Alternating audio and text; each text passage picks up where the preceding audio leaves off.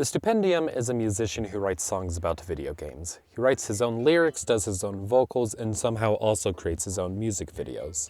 And in all of these things, the Stupendium is very talented. His writing is absurdly clever, his songs' visuals are always impressive, both his animated and his live-action videos. On top of that, the presentation, the delivery, and the theming behind all of his work is insanely well done. Fact is, all of these things put together make for incredibly entertaining works of art. And I'd like to showcase what I think makes his videos so entertaining. First, we are going to cover the presentation of the Stupendium's music. One of the coolest things about the Stupendium songs is the point of view from which they are written. The Stupendium often writes himself into the game's universe as one of its characters or entities. In other words, his songs are a roleplay of sorts. A good example of this would be the song Pictures of Spider-Man from the Spider-Man game. In this song, the Stupendium sings from the perspective of J. Jonah Jameson doing his infamous news show. And of course, J. Jonah J is ranting about Spider-Man throughout the song. The Stupendium is in full J. Jonah J attire, his singing is over the top as it should be, and there's even 3 guest artists who are singing as people calling into a radio show. It's immersive and a lot of fun to watch. Another good example would be the song A Matter of Factories, a song based on the game Satisfactory. A theme within the game is that you work for the company Fix-It as an engineer building an off-world manufacturing plant. The Stupendium takes up the role of the Fix-It CEO, giving you a job debrief, complete with questionable corporate policies and blatant corruption. You don't even see or hear from him in the actual game, though the idea still fits incredibly well. That, and it gives viewers who haven't played the game a little more substance to latch onto. Find the Keys is about the game Bendy and the Ink Machine. The game has you explore an abandoned animation studio where things are seriously starting to go wrong. Giving the setting, the lore, and the inspiration for the game, the song is sung as if it's from an old Disney cartoon. Or at least it starts that way. And much like the game itself, it slowly starts to derail into something incredibly twisted. By now you get the idea of how these songs operate. And in all of them, the Stupendium executes his roles expertly. What that does is really sell the concepts behind his songs, giving them a level of immersion I personally struggle to find within a number of nerdcore songs, or artists in general. It's a lot of fun to see the perspective from which the Stupendium will present himself, even if you're not familiar with the game it's about. That and the Stupendium clearly has a lot of fun playing these roles, and it's quite contagious. It's a style of songwriting I haven't seen all too much elsewhere, and it's simply entertaining. Going off of the presentation of his songs, let's talk about the visual component to the Stupendium's music videos. They are really impressive. His visuals will usually consist of some combination of gameplay, animation, or some live action set. It may only be one of these elements, or it could be all 3. The gameplay does a good job of grounding the viewer with what the game is like should they be unfamiliar with it. The really interesting bit though is the Stupendium's own visuals. Whenever his videos incorporate live action elements starring himself, they are on point. The Stupendium will dress up to match the part of whoever he is singing as, his live sets are really well made, and they, like his costumes, always fit the song and game really well. The animation work will often star characters from the game, even if the Stupendium isn't singing as that character. In either case, the visuals will fit the narrative or the theme of the song. To elaborate this, let's take a look at some examples. An early example would be the Stupendium's song, Find the Keys. The visuals star what is essentially an elaborate lyric video, but it's really well done. It shows scenes that would be from a show starring Bendy had they actually existed. And when such sequences are not playing, you see really creative animated scenes, usually referencing a scene from a game or something related to the animation process, seeing as the game is about an animation studio. Throughout the whole video, there is a large variety of visuals, and looking through them all can be a bit of a game in itself. Now, if we look at a song like Slide Into the Void, it's an entirely different story. This video consists of light gameplay footage from the game Control and live action sets. The gameplay is footage of scenes that you come across in the game, helping to stage this setting. All of the live action visuals, however, are incredibly interesting.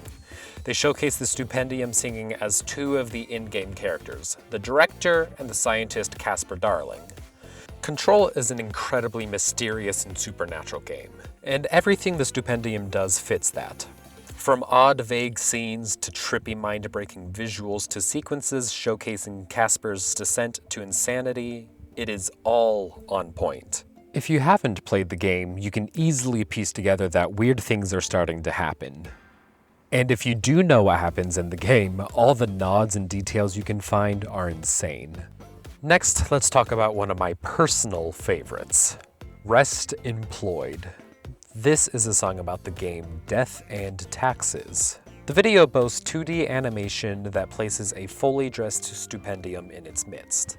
The animation work is technically impressive as ever. The video was drawn to match the art aesthetic of the original game. In the game Death and Taxes, you are a Grim or Grim Reaper tasked with choosing people to kill.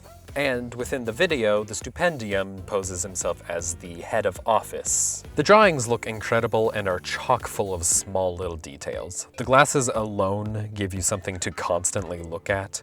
And a neat thing with the Stupendium songs is you don't even have to be familiar with the game he is singing about to enjoy the song, as I hinted towards earlier.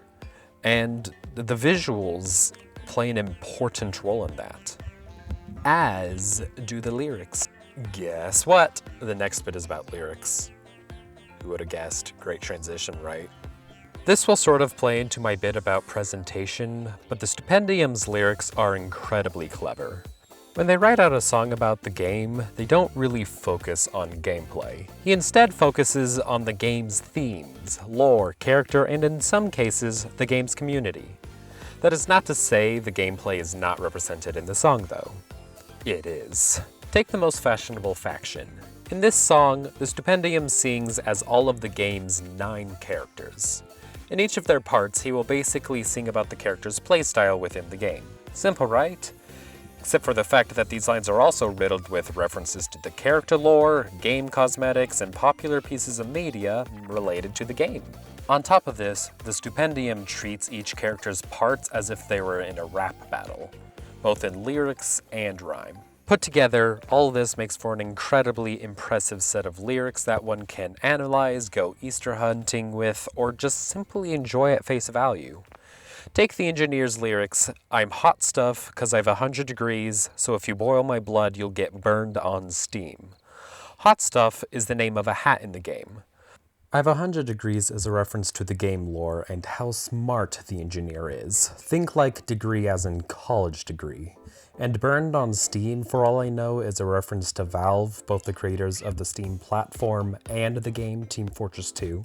And to think that's only 2 lines out of the 112 in the song, not including the chorus. And a lot of the Stupendium songs are like this. Another great song would be Nook, Line, and Sinker. This song focuses on the character Tom Nook from the game Animal Crossing, the guy who sells you your house and whom you're deeply indebted to. Throughout the song, the Stupendium does a wonderful job of portraying Tom Nook as exploitive and shady, and while also showcasing just how much influence he has. As portrayed by the song, the villages started by Tom Nook, like the one you live on, are massive scams designed to nickel and penny both you and the other island residents. Both that, and the fact that no one can really do anything about it. A line that I feel really showcases the tone of the song in general is the line, "Yes, lions and tigers and bears owe my firm." It's a simple line, but it's effective in what it's trying to portray about Tom Nook within the context of the song. I mean, lions and tigers and bears are scary creatures. This line also shows off one of the reasons I absolutely love the Stupendium. It took me way too long to realize just how much it referenced The Wizard of Oz. It's a great showcase of just how many layers the Stupendium's lyrics can have. And a lot of the lyrics are framed around building up just how influential Tom Nook is and just how powerless you are when facing his operation. The Stupendium's lyrics are, as I said, incredibly clever and are often just downright fun. And here are a few of my personal favorites, largely provided without context, of course. The song The Fine Print has the line, "No I in team, but there's con in economy." The House Always Win has the line, "I'm sure every bandit here has just one arm," which is a reference to lottery machines and their prevalence in the game Fallout New Vegas. The song It's a Joy boasts, "Delirious denizens dwell with nearly a speck between heaven and hell," and good luck wrapping your minds around that one if you haven't heard the entire song. And So We Fall contains the joyous line, "Stranded in a technicolor rubber purgatory." Continuing the theme of dark lines, the song Why Did I Say Okie Dokie has the line, "I sold my soul to poetry, this hell is members only." And to end things on a more comical note, you can find the line, "But if you want to know about the birds and bees, this bird prefers that the bees would leave," in the incredibly wholesome song These Hallowed Wings. For reference, the main character of the song hates insects. A Stupendium song is an experience. If you're a sucker for animation and cinematography, there's a lot of fun to be had from watching his videos. If you love ingenious lyrics with a ton to digest and analyze, then you will have a blast with the Stupendium's songs, especially if you love nerdcore in general. Just want to have a fun watching experience? The Stupendium is a lot of fun to watch. He always looks like he's having fun, and that makes his videos all the more enjoyable. Simply put, his videos are freaking entertaining. So if you haven't already seen his songs, then go watch him. And if you already have seen his music, watch it again. Either way, you won't regret it.